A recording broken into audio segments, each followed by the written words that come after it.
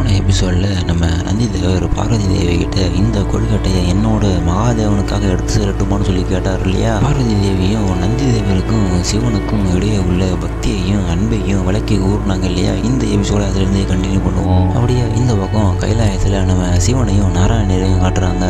அங்கே வந்த சிவகணங்களும் பிரபு நீங்களும் நாராயணரும் ஏன் கண்ணீர் சிந்துகிறீர்கள்னு சொல்லி கேட்குறாங்க.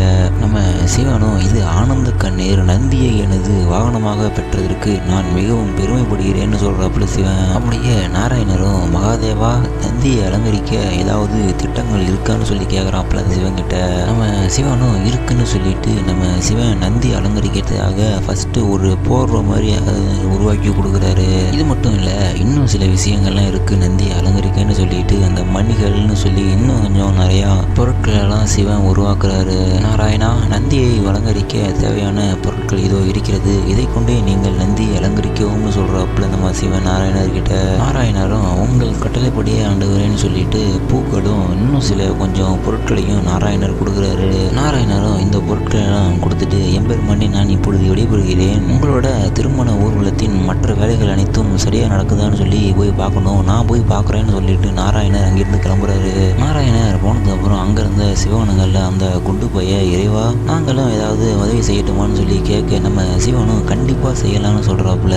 நம்ம சிவனும் நந்திக்காக ஒரு மணியை உருவாக்குனார்ல, அந்த மணியில மஞ்சள் கலர் பெயிண்ட் அடிச்சு நடுவுல சிகப்பு கலர்ல பொட்டு வச்சுட்டு இந்த மணி உனக்கு ரொம்ப பிடிக்கும்னு நினைக்கிறேன் நந்தின்னு சொல்லிட்டு நம்ம சிவன் சந்தோஷத்தின் உச்சத்திலே இருக்காப்புல.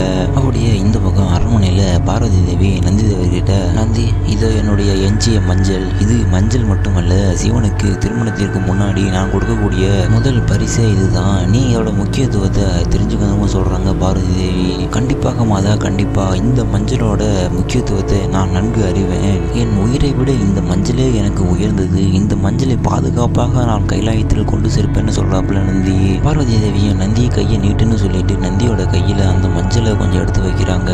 மஞ்சளை கொடுத்ததுக்கு அப்புறம் பார்வதி தேவி, நந்தி நீ இங்கு வந்தப்பயே சில கோளாறு வேலைகள் எல்லாம் பண்ண, நீ கைலாயத்துக்கு போற வரைக்கும் அந்த மாதிரி எந்த ஒரு சில்மசமும் பண்ணாம போகணும்னு சொல்றாங்க பார்வதி தேவி. நந்தியும் பார்வதி தேவி சொன்னதை கேட்டுட்டு கண்டிப்பாக மாதா நான் எதுவும் செய்ய மாட்டேன், அது மட்டும் இல்லாம இந்த நந்தி உங்களுக்கு வாக்களிக்கிறேன்னு சொல்லிட்டு கையில மஞ்சள் வச்சிருந்தாரு இல்லையா, அதை விரல்களால மூடி இந்த விரல்கள் மூடியே இருக்கும், கைலாயத்தில் சென்ற பிறகு மகாதேவன் முன்பாக மட்டுமே இந்த விரல்களை திறப்பேன், அதுவரை இந்த விரல்கள் மூடியே இருக்கும், இதற்கு நந்தியான நான் உறுதியளிக்கிறேன்னு சொல்றாப்புல நந்தி.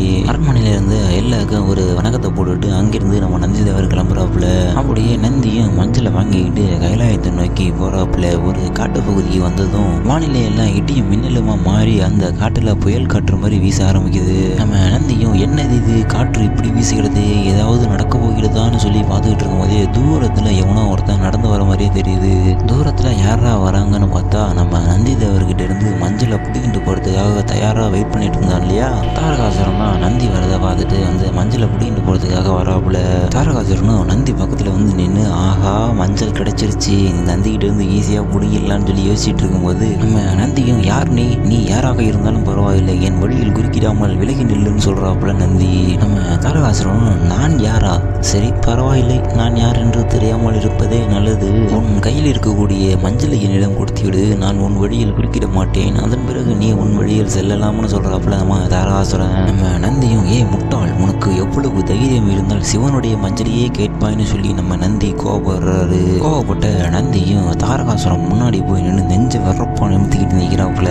அப்போதான் நந்திக்கு ஒரு ஞாபகம் வருது. என்னன்னு பார்த்தா பார்வதி தேவி கிட்ட சத்தியம் செஞ்சு கொடுத்தாரு இல்லையா, சிவனுக்கு முன்னாடி தான் இந்த விரல்களை திறப்பேன்னு, அதை நினைச்சு பார்த்து அப்படியே 4 ஸ்டெப் பேக்ல போயிடுறாப்புல நம்ம நந்தி தேவர். நந்தி பின்னாடி போனதை பார்த்த நம்ம தாரகாசுரன் என்ன ஆச்சு நந்தி, என்ன ஆச்சு, நீ என் கூட போர் புரிவேன்னு நினைச்சேனே, இப்போ என்ன ஆச்சு நீ பின்னாடி போறேன்னு சொல்லி தாரகாசுரன் கேட்க, இல்லை இல்லை இல்லை நான் அவன் கூட சண்டை போட மாட்டேன், அது மட்டும் இல்லாம இந்த மஞ்சளையும் உன்னை தொட விட மாட்டேன்னு சொல்றாப்புல நந்தி தேவர். அதோட இந்த மஞ்சளை நான் கைலாயத்துல கொண்டு போய் சேர்ப்பேன்னு பார்வதி தேவி என்னை முழுசா நம்பியிருக்காங்க, அதனால இந்த மஞ்சளை நான் கண்டிப்பா கைலாயத்துல கொண்டு போய் சேர்ப்பேன், அதை தடுக்க எவன் வந்தாலும் சரி நான் கைலாயத்துக்கு போறதை தடுக்கவே முடியாதுன்னு சொல்றப்ப நந்தி தேவர். நந்தி பேசுனதெல்லாம் கேட்டு காண்டான தாரகாசுரன், நந்தி உனக்கு இதான் கடைசி எச்சரிக்கை, ஒழுங்கு அந்த மஞ்சளை நீனா என்கிட்ட கொடுத்துரு, இல்லைனா நீ வருத்தப்படுவ நந்தின்னு சொல்றாப்புல தாரகாசுரன். நம்ம நந்தியும் இதுதான் என்னோட கடைசி எச்சரிக்கை, நீ ஒழுங்கா என்னோட வழியிலிருந்து தள்ளி போயிடு, இல்லைனா உனக்கு என்ன ஆகும்னே தெரியாது, ஒழுங்கா என் வழியிலிருந்து தள்ளி போயிடுன்னு சொல்றாப்புல நம்ம நந்திதேவர். இதெல்லாம் கேட்டு இன்னும் கோபமான தாரகாசுரன் நந்திதேவரை அடிச்சிடுறான். நந்திதேவரை தாரகாசுரன் அடிச்ச உடனே இந்த செய்தி நம்ம சிவனுக்கு தெரிஞ்சு போயிடுது. கைலாயத்துல நம்ம சிவன் சிரிச்ச முகத்தோட அந்த மணிகளுக்கெல்லாம் புட்டு வச்சுட்டு இருந்தார் இல்லையா. ஆனா நம்ம நந்திதேவரை தாரகாசுரன் தாக்குன விஷயம் தெரிஞ்ச உடனே முழு கோபத்தோட நம்ம சிவன் எழுந்திருக்கிறாரு. தாரகாசுரா, நீ என்னோட பக்தனை தாக்கி இருக்கு, அது மட்டும் இல்லாம என்னோட வாகனம் அவன், இதுக்கான தண்டனையை நீ பெற்றே ஆகணும்னு சொல்லிட்டு திரிசூலத்தை எடுத்துட்டு அங்கிருந்து சிவன் கிளம்ப போற நேரத்துல நிறுத்துங்கள்னு ஒரு குரல். யாராலும் பின்னாடி திரும்பி பார்த்தா துர்வாச முனிவர் தாங்க வந்துட்டு இருக்காரு. துர்வாச முனிவரே, நந்தி என்னுடைய தீவிர பக்தன், அது மட்டும் இல்லாமல் என்னுடைய வாகனம், அதற்கும் மேலாக கைலாயத்தின் குடும்பத்தில் ஒருத்தன், அவனை நான் காக்க வேண்டும்னு சொல்றாப்புல நம்ம சிவன். துர்வாச முனிவரும் சிவன் கிட்ட, நந்தி உங்களுக்கு முக்கியமானவர் என்று எனக்கு தெரியும், ஆனா நான் கொடுத்த சாபத்தை நீங்க மறந்துட்டீங்களா எம்பெருமானின்னு சொல்லி கேட்கிறாப்புல துர்வாச முனிவர். அதாங்க அந்த மதுபான கொண்டாட்டத்துல நம்ம துர்வாச முனிவர் நந்தி தேவருக்கும் எம்பெருமானுக்கும் சாபம் கொடுத்துருப்பார்ல, அந்த சாபத்தை தான் நினைவு கொடுத்தாரு துர்வாச முனிவர். துர்வாச முனிவர் என்ன சாபம் கொடுத்தாருன்னு பார்த்தா, என்னோட பாதையில் நீ எப்படி குறுக்கிட்டாயோ அதே போல் உன்னுடைய பாதையில் யாராவது குறுக்கிடுவார்கள், அப்பொழுது உன்னால் எதுவும் செய்ய முடியாமல் நீ அவமானப்படுவாயின்னு சொல்லி நம்ம துர்வாச முனிவர் சாபம் கொடுத்துருப்பாரு. இவங்க ரெண்டு பேரும் பேசிக்கிட்டு இருக்கும்போது இந்த பக்கம் தாரகாசுரன் அந்த மஞ்சளை கொடுன்னு சொல்லி நம்ம நந்தி தேவரை அடிச்சுக்கிட்டு இருக்கோம். அப்படியே இந்த பக்கம் நம்ம சிவனும் துர்வாச முனிவர்கிட்ட, இந்த நிகழ்விற்காக நந்தி அப்பொழுதே மனம் மருந்தி இந்த கைலாயத்தை விட்டு வெளியேறினார், அது உங்களுக்கே தெரியும், தெரிந்தும் ஏன் நீங்கள் நந்தியை தண்டிக்கிறீர்கள், இது நந்திக்கான தண்டனை அல்ல, தாரகாசுரனின் பாவத்திற்கான ஒரு வரம்னு சொல்றாப்புல நம்ம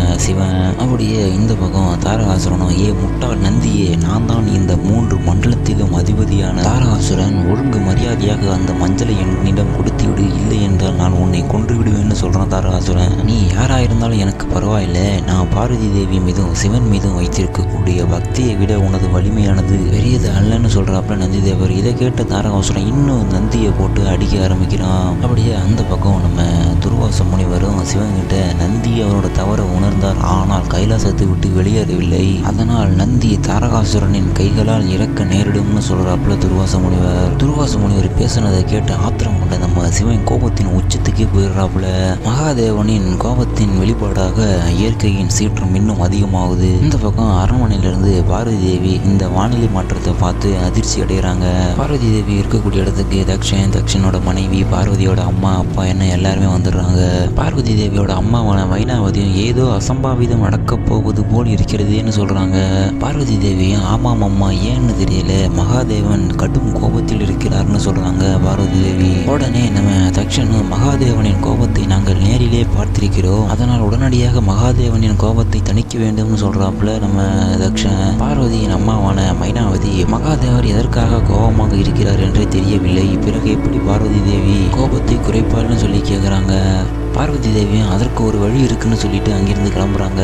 அப்படியே இந்த பக்கம் கைலாயத்துல நம்ம சிவன் துர்வாச முனிவர்கிட்ட, என் பாதையிலிருந்து விலகி விடுங்கள், இல்லை என்றால் என் கோபம் எல்லை மீறிவிடும்னு சொல்றாப்புல நம்ம சிவன். ஆனா நம்ம துர்வாச முனிவரும், மரணத்தை கண்டு அஞ்சுபவன் நான் அல்ல, ஒருவர் தவறு செய்தால் அந்த தவறுக்கான தண்டனையை அவர்தான் பெற வேண்டும், நீங்கள் எப்படி அந்த தண்டனையை எனக்கு கொடுக்கலாம், ஆகையால் நந்தி செய்த தவறுக்கான தண்டனையை நந்தி அனுபவிக்க வேண்டும்னு சொல்றாப்புல துர்வாச முனிவர். என்ன பண்றது, துர்வாச முனிவர் சொன்ன வார்த்தை நியாயமானதா சொல்லிட்டு நம்ம சிவனும் ஒன்றும் பண்ண முடியாம அங்கேயே நிற்கிறாரு. அப்படியே இந்த பக்கம் அரண்மனையில பார்வதி தேவி ஒரு வழி இருக்குன்னு சொல்லிட்டு வந்தாங்க இல்லையா, அங்க இருக்கக்கூடிய சிவலிங்கத்து மேல தொடர்ந்து தண்ணீரை ஊத்தி கொண்டு இருக்க வேண்டும், அவ்வாறு செய்வதன் மூலம் மகாதேவனின் கோபத்தை தணிக்க முடியும்னு சொல்றாங்க பார்வதி தேவி. ஓம் நமச்சிவாயம்னு சொல்லிட்டு பார்வதி தேவி அந்த சிவலிங்கத்து மேல தண்ணீரை ஊத்த ஆரம்பிக்கிறாங்க.